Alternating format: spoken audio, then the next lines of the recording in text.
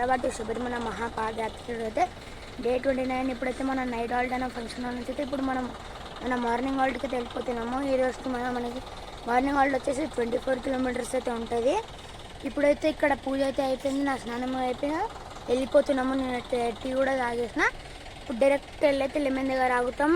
స్వామి ఏ శరణమయ్యప్ప, రామ్ శరణం స్వామి. ఇప్పుడైతే హాల్ట్కి అయితే వెళ్ళిపోతున్నా. ఇప్పుడైతే హాల్ట్ మనకు 1 కిలోమీటర్ దూరం అయితే ఉంది. ఇక్కడైతే ఈ రోజు మనకి అంబలి అయితే పెట్టలేదన్నమాట. ఇక్కడ ఎందుకో మరి రీజన్ ఏంటో తెలీదు.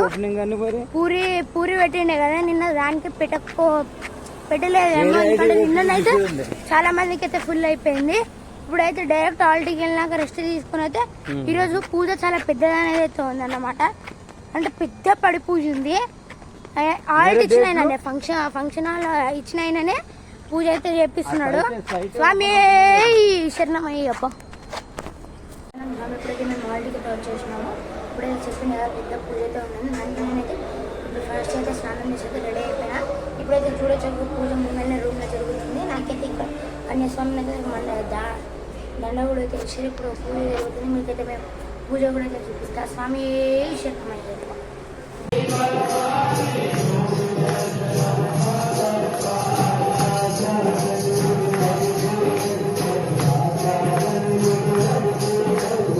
స్వామి ఇప్పుడైతే పూజ అయిపోయింది.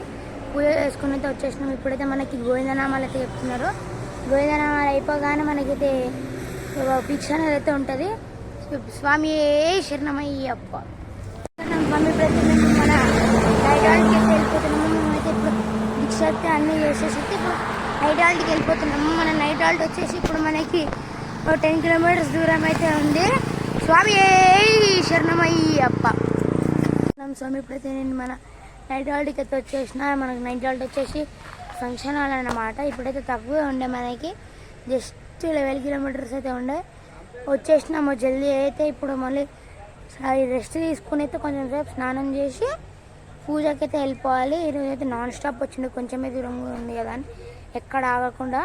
స్వామి శరణమయ్యప్ప. స్వామి ఇప్పుడైతే నేను భిక్ష చేసి అయితే వచ్చేసిన. ఈరోజైతే మనకి భిక్ష వడ ఇంకా మనకి దహి వడ అయితే ఉండే.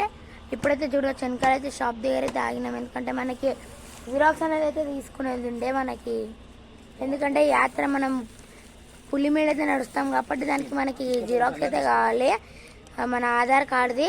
దానికి ఇప్పుడైతే తీసేసుకుని ఇక్కడ కొంచెం సేపు వెయిట్ చేసి అయితే వెళ్ళిపోతాం. ఇప్పుడు స్వామి శరణమయ్యప్ప.